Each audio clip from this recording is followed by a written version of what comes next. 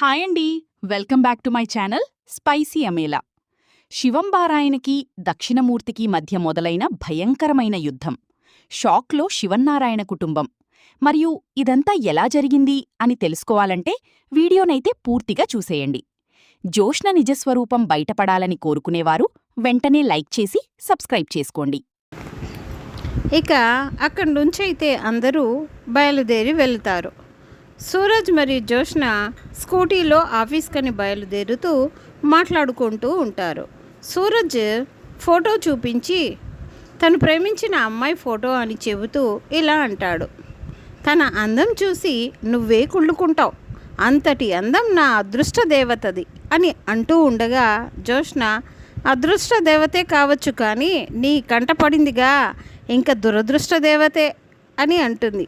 సూరజ్ నీకంటే అందగతే అని నువ్వు కుళ్ళుకుంటున్నావు అని అంటూ ఉంటాడు. జోష్న నాకంటే అందగతే అని పోల్చడం దేనికి అని అడగగా నువ్వు చూస్తే నీకే తెలుస్తుంది అంటూ జోష్నకి తన ఫోటోనే చూపిస్తాడు. ఇలా ఆట పట్టిస్తూ ఉంటాడు. సూరజ్ ఇదే నా అదృష్ట దేవత అంటే అంటూ చూస్తూ ఫోటోని జోష్న రేయ్ ఇది నా ఫోటో కదరా, నీకు పోయే కాలం వచ్చిందిరా అని అరుస్తుంది. బంగారం ఎందుకు అలా కోప్పడతావు, మనం అనుకోకుండానే కలిసాం, గొడవ పడ్డాం, ఇప్పుడు ఒకే చోట ఒకే మనిషి దగ్గర పనిచేస్తున్నాం. ఆ బ్రహ్మదేవుడు నీ పట్టు చీరకి నా ఇస్త్రీ షర్టుకి ముడేశాడే అని అనగా జోష్న కోపంతో రగిలిపోతుంది. నీ షర్టుకు కాదురా నీ మెడకు ముడివేయాలి అంటూ అరుస్తూ ఉంటుంది. రాయ్ పిచ్చి పిచ్చి వేషాలంటే చచ్చిపోతావురా అని అనగా చచ్చిపోతే నిన్నెవరు ప్రేమిస్తాడే అని అంటాడు సూరజ్. నాకు ఇలాంటి వాడు అస్సలు వద్దురా బాబూ, నీకు పెద్ద దండం అంటూ దండం పెడుతుంది జోష్న. ఇంకా నేను ఆఫీస్కి వెళ్తానంటూ అడుగులు ముందుకేస్తూ నడుస్తూ వెళుతూ ఉండగా సరే సరే ఎక్కువ స్కూటీ ఎక్కువ బంగారం అంటూ స్కూటీ ఎక్కించుకొని వెళుతూ ఉంటాడు. జోష్న కోపంతో నీకు ఇట్లా కాదు తాతయ్యతో చెప్తానుండు నీ విషయం చెప్పడానికి, ఈరోజు ఆయన ఆఫీస్కి వస్తేనే కదా అని అంటాడు సూరజ్. ఎందుకు రారురా అని జోష్న అడిగితే మీ బావని తీసుకుని చైర్మన్ గారు ఏదో మీటింగ్కి వెళ్తాను అన్నారు అంటాడు. అప్పుడు జోష్న నాతో ఏం చెప్పలేదే అంటే నువ్వేం సీఈఓవి కాదు కదా, అన్నీ నీతో చెప్పి వెళ్ళడానికి సీఈఓ గారి డిఏవి, ఎవరు ఎక్కడికి పోతే నాకెందుకులే నువ్వు పో అని అంటుంది ఇంకా కోపంగా జోష్న. అయితే అది చాలా ఇంపార్టెంట్ మీటింగ్ అమ్మా, మేబీ మీటింగ్ అయిపోయిన తర్వాత వస్తారనుకుంటా అంటాడు సూరజ్. అన్నీ నీకెలా తెలుస్తాయిరా అని ఆశ్చర్యంగా చిరాగ్గా అడుగుతుంది జోష్న. అయితే నేను నీలా కాదు కదా, అన్నిటి మీద ఫోకస్ పెడతాను అంటాడు. అప్పుడు జోష్న పెట్టావులే కానీ పోనీ, మా ఇంట్లో ఏం జరుగుతుందో నువ్వు చెప్తే తెలుసుకోవాల్సిన పరిస్థితి వచ్చింది అని అంటుంది. ఇదిలా ఉండగా రెస్టారెంట్ ఓనర్స్ అసోసియేషన్ వాళ్ళ మీటింగ్ అయితే జరుగుతూ ఉంటుంది. అన్ని రెస్టారెంట్ ఓనర్స్ అందరూ ఉంటారు. అందులో శివన్నారాయణ, దక్షిణామూర్తి మరియు మాలిని కూడా ఉంటారు. శివన్నారాయణ మాట్లాడుతూ గౌరీప్రసాద్ గారు ఇప్పుడు ఈ మీటింగ్ ఎందుకు పెట్టారో తెలుసుకోవచ్చా అని అడుగుతాడు. ముందుగా మీకు కొత్త వ్యక్తిని పరిచయం చేయాలి అంటూ ఆ గౌరీప్రసాద్ మాట్లాడుతూ ఈ మేడం గారి పేరు మాలిని, దక్షిణామూర్తి గారి కోడలు, ఈయన జోష్న రెస్టారెంట్ గారి చైర్మన్ శివన్నారాయణ గారు అంటూ పరిచయం చేస్తాడు. నమస్కారం అండి, నమస్తే అని ఇలా ఎవరికి తెలియనట్టుగా అందరిలోనూ నటిస్తూ పరిచయం చేసుకుంటారు. నేను ఇంతకుముందు మిమ్మల్ని ఎప్పుడూ చూసినట్లు లేదే, కొత్తగా వచ్చారా అని శివన్నారాయణ అడుగుతూ ఉంటాడు.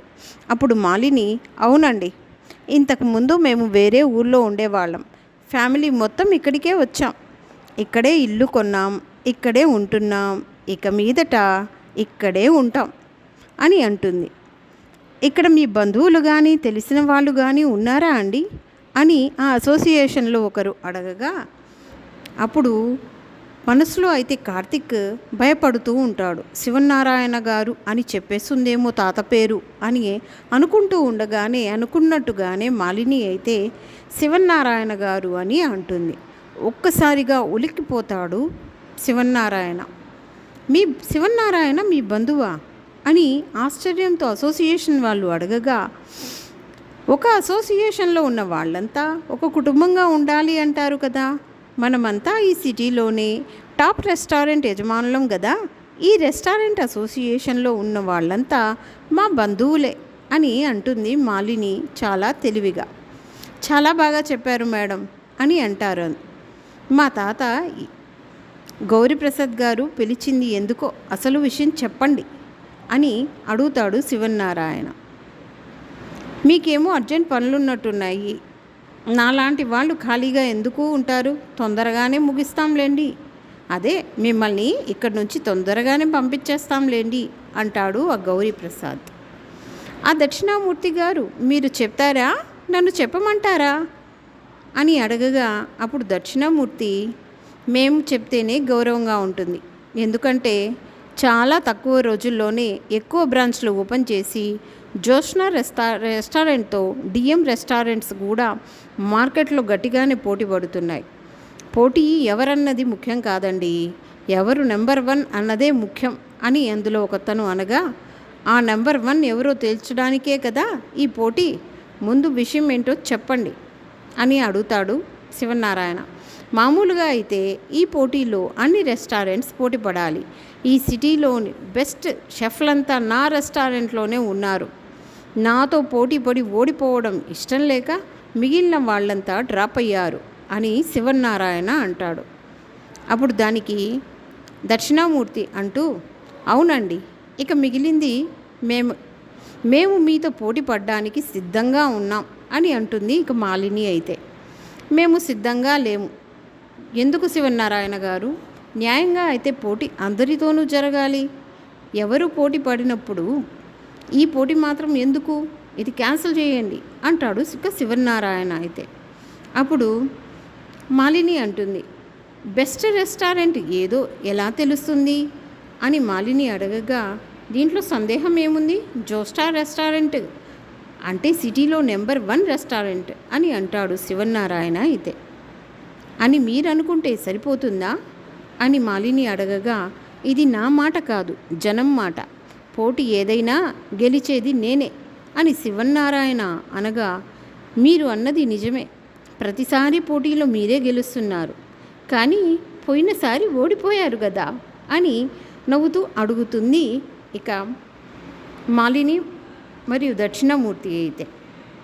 మనబడి చేతిలోనే కదండి ఓడిపోయింది, నేను వ్యాపారం ఎలా చేయాలో నేర్చుకున్నదే మా తాత దగ్గర, నేను గెలిచానంటే ఆయన గెలిచినట్టే, పైగా ఇప్పుడు సత్యరాజు రెస్టారెంట్ జోష్నా రెస్టారెంట్లో భాగంగానే ఉంది అంటాడు కార్తిక్.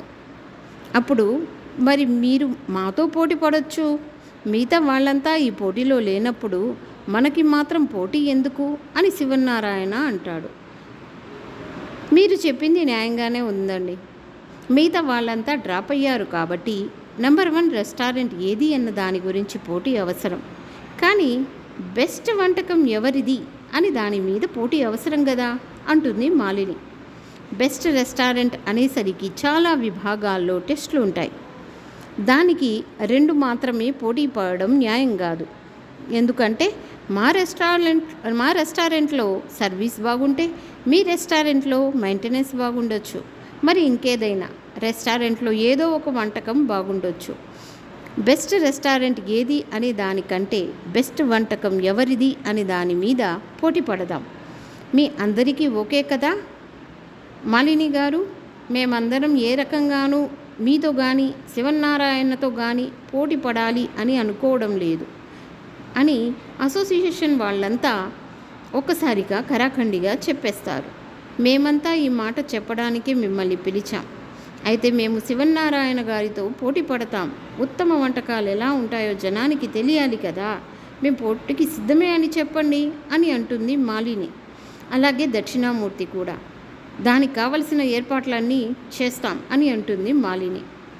శివన్నారాయణ గారు, నేను మాట్లాడేది మీతోనే. ఈ పోటీకి మీరు సిద్ధమే కదా అని అడగగా మాలిని ఒక్కసారిగా లేచి నిలబడి, శివన్నారాయణ, మేము సిద్ధంగా లేము అంటాడు. శివన్నారాయణ ఏ రెస్టారెంట్లో రుచికరమైన వంటకాలు ఉంటాయో జనాలకి తెలుసు. మరోసారి మేమెవరికీ ప్రూవ్ చేసుకోవాల్సిన అవసరం లేదు అని చెప్పేసి నేను చెప్పాల్సింది పూర్తయింది. ఇక్కడున్న ఎవరికి ఏ సందేహాలు లేవనుకుంటాను. కార్తిక్ పద అంటూ శివన్నారాయణ కార్తిక్ని తీసుకొని అక్కడి నుంచి బయలుదేరైతే వెళ్ళిపోతాడు. ఇప్పుడు దక్షిణామూర్తి మాలినితో అంటూ ఉంటాడు, చాలా తెలివిగా తప్పించుకున్నాడు అని అనగా మాలిని, బాబాయిని పోటీలో ఎలా దించాలో నాకు తెలుసు మావయ్య గారు అని అంటుంది. మనమే మార్కెట్లో నంబర్ 1, అది ప్రూవ్ చేసుకోవడానికి ఎవరితోనూ పోటీ పడాల్సిన అవసరం లేదు తాతయ్య అని జోష్న అయితే అంటూ ఉంటుంది. పైగా కొత్తగా స్టార్ట్ చేసిన డిఎం రెస్టారెంట్తో ఇన్నేళ్ల అనుభవం ఉన్న జోష్న రెస్టారెంట్ పోటీ పడడం అంటే వాళ్ళు కోల్పోయేది లేదు, మనం ప్రూవ్ చేసుకునేది లేదు అని జోష్న అంటూ ఉండగా మధ్యలో సూరజ్ మాట్లాడుతూ, సార్ నేను మాట్లాడొచ్చా, మీరు ఏమని అనుకోను అంటే నేను మాట్లాడొచ్చా అని అంటూ ఉంటాడు. మాట్లాడు అని అనగా శివన్నారాయణ, జోష్న గారు అన్నది నిజం. ఈ పోటీలో ఓడిపోతే డిఎం రెస్టారెంట్ కోల్పోయేది ఏమీ లేదు, అలాగే ఈ పోటీలో గెలిస్తే జోష్న రెస్టారెంట్ అదనంగా సాధించేది ఏమీ ఉండదు. మహా అయితే ది బెస్ట్ అని అనిపించుకుంటుంది అంతే. జోష్న రెస్టారెంట్ అంటే ఆల్వేస్ ద బెస్ట్. సో మనం ఎవరితోనూ పోటీ పడడం లేదు, పోటీ పడాలి అని అంటాడు సూరజ్. అవును సార్, మీరు చెప్పిన దాని ప్రకారం డిఎం రెస్టారెంట్కి బెస్ట్ షెఫ్లు ఉన్నారని మిగిలిన వాళ్ళంతా పోటీలో నుంచి తప్పుకున్నారు. ఇప్పుడు మిగిలినవి 2 రెస్టారెంట్స్, ఒకటి డిఎం రెస్టారెంట్, 2 జోష్న రెస్టారెంట్. ఇప్పుడు పోటీ బెస్ట్ రెస్టారెంట్ ఏది అనే దాని గురించి కాదు, బెస్ట్ వంటలు, టేస్టీ వంటలు ఏ రెస్టారెంట్ అందిస్తుంది అనే దాని గురించి. ఆబ్వియస్లీ బెస్ట్ టేస్ట్ ఇచ్చే రెస్టారెంట్లో బెస్ట్ రెస్టారెంట్ అని అంటాడు. అవునయ్యా, కాదని ఎవరన్నారు అని అడుగుతుంది ఇంకా పారిజాతం అయితే.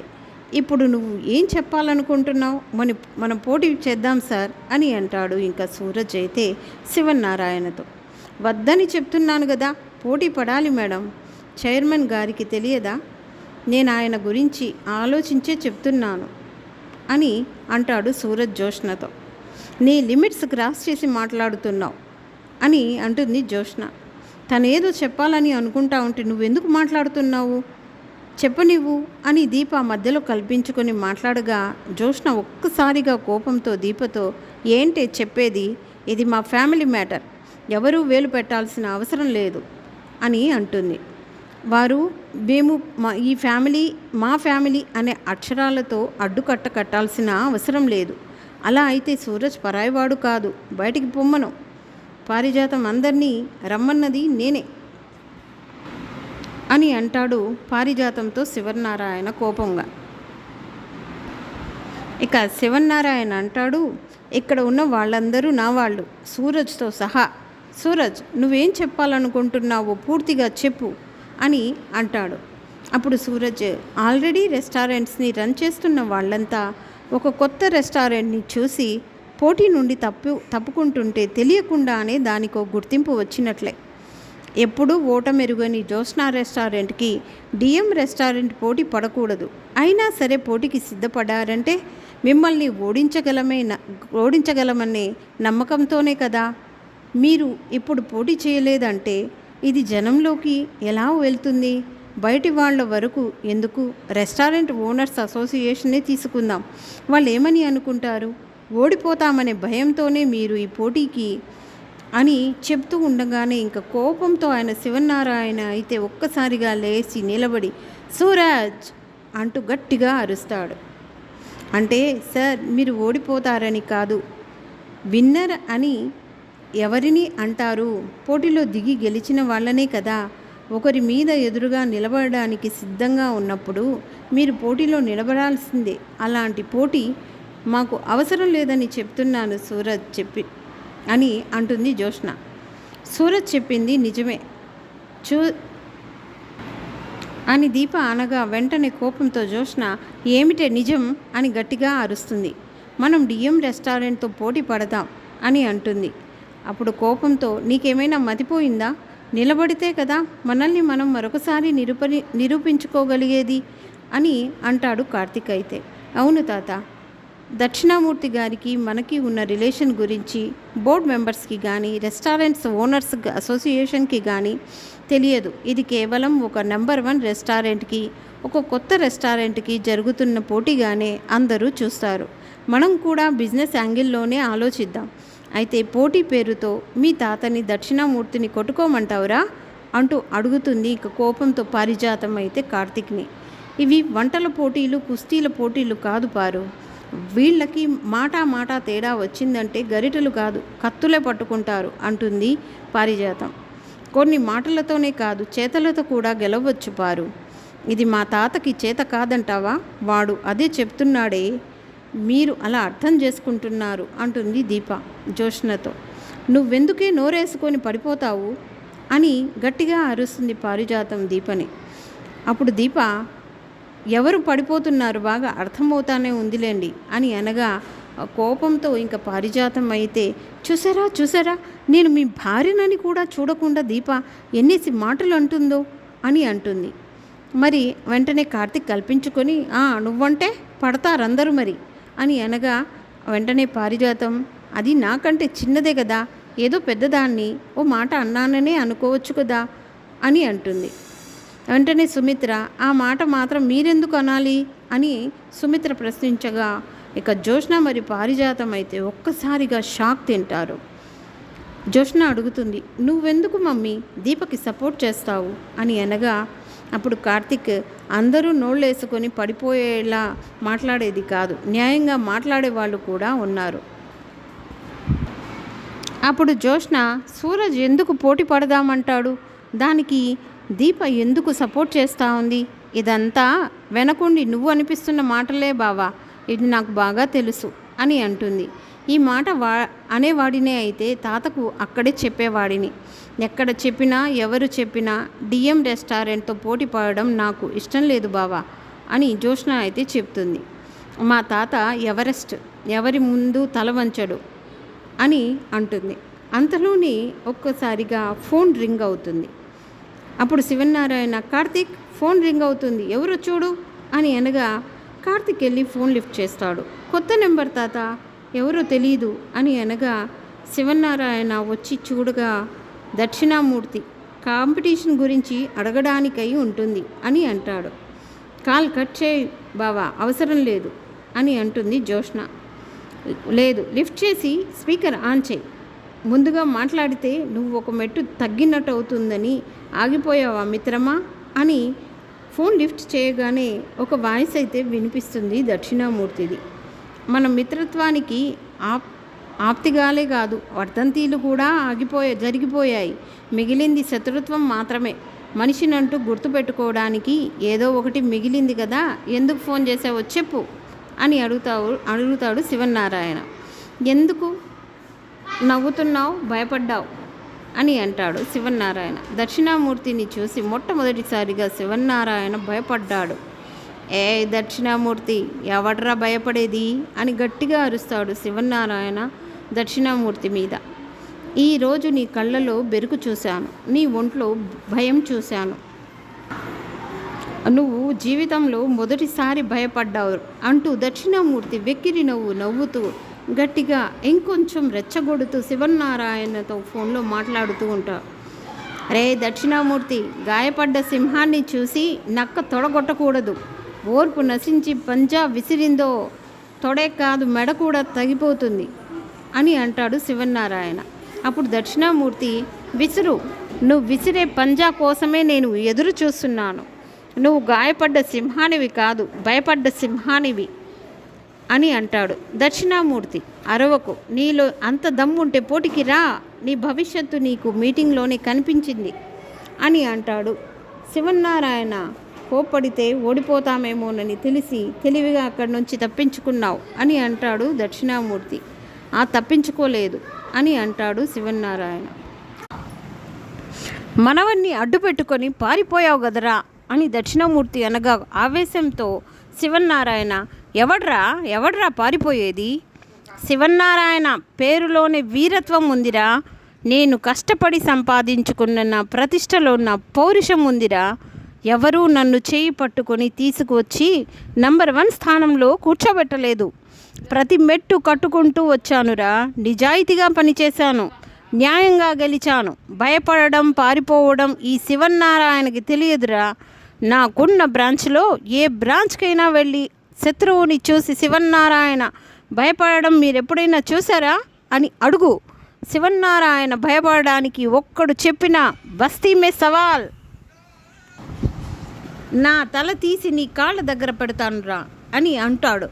అప్పుడు దక్షిణామూర్తి నవ్వుతూ వెటకారంగా, మాట్లాడుతున్నది ఫోన్లో కదా, ఎన్నైనా చెప్తావులే అంటూ రెచ్చగొడుతూ ఉంటాడు.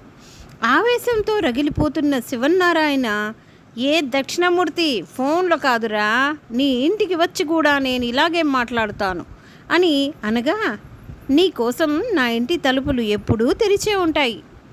నీ నీడే నా ఇంట్లో పడకూడదు అనుకున్నప్పుడు నా నీడ నీ ఇంట్లో పడాలని ఎలా అనుకుంటావురా అని శివన్నారాయణ అడుగుతూ ఉంటాడు. శివన్నారాయణ అనుకునివి జరగకపోవడమే జీవితం అని అనగా, దక్షిణామూర్తి అంటే ఇది మాత్రం ఎప్పటికీ జరగదు అంటాడు శివన్నారాయణ. రాకూడదని నువ్వు బలంగా కోరుకో, రావాలని నేను బలంగా కోరుకుంటాను అంటూ ఉంటాడు. ఇక దక్షిణామూర్తి అయితే, ఎవరి కోరిక బలమైనదో కాలమే నిర్ణయిస్తుంది. మాతో పోటీ పడితే నువ్వు ఓడిపోతావని నీకు తెలుసు మిత్రమా, అందుకే మాటలతో గారడి చేసి తప్పించుకునే ప్రయత్నం చేస్తున్నావు అంటూ మరీ రెచ్చగొడుతూ ఉంటాడు దక్షిణామూర్తి. దక్షిణామూర్తి మాటలు జాగ్రత్తగా రాని, నీకు పౌరుషం ఉంటే వచ్చి నాతో తలపడు. శివన్నారాయణ నేను నీతో పోటీకి సిద్ధం, నువ్వు సిద్ధమేనా అని అడుగుతూ ఉంటాడు. హేయ్, నీ మీద గెలిచే దమ్ము నాకుంది, నన్ను ఓడించే దమ్ము నీకుందా? ఉంటే రా, మనిద్దరిలో ఎవరు గొప్ప పోటీలోనే తేల్చుకుందాం అని అంటూ శివన్నారాయణ ఒకవైపు, దక్షిణామూర్తి ఒకవైపు గొడవ పడుతూ ఉంటారు. వెంటనే సుమిత్ర అక్కడికి వచ్చి శివన్నారాయణ దగ్గర నుంచి ఫోన్ తీసుకొని ఆవేశంతో, పోటీలో తేల్చుకోవడం ఏంటి, మరోసారి మా మామయ్యతో కనుక ఇలా మాట్లాడితే నేను ఊరుకునేదే లేదు, పెట్టే ఫోన్ అంటూ కాల్ కట్ చేసేస్తుంది. దక్షిణామూర్తి మిమ్మల్ని రెచ్చగొడుతున్నారు, మీరు పోటీకి వెళ్ళకండి అని పారిజాతం అయితే శివన్నారాయణతో అంటూ ఉంటుంది. ఇక వెంటనే సుమిత్ర, నా మెట్టినింటి పౌరుషం ఏంటో ఆ ఇంటి మనుషులకు తెలియాలి మావయ్య గారు, ఈ పోటీలో మనం ఖచ్చితంగా పాల్గొంటున్నాం అంటూ సుమిత్ర చెప్తూ ఉండడంతో ఈ ఎపిసోడ్ అయితే ముగిస్తుంది. మరి పోటీలో ఎవరు గెలుస్తారు, ఎవరు ఓడిపోతారు అని తెలుసుకోవాలంటే ఖచ్చితంగా మీరు మా ఛానల్ స్పైసీ అమీలానైతే సబ్స్క్రైబ్ చేసుకోండి. వీడియో నచ్చితే ఒక లైక్ ఇవ్వండి, సపోర్ట్గా ఉంటుంది, మాకు ఎంకరేజ్మెంట్గా ఉంటుంది. Thanks for watching.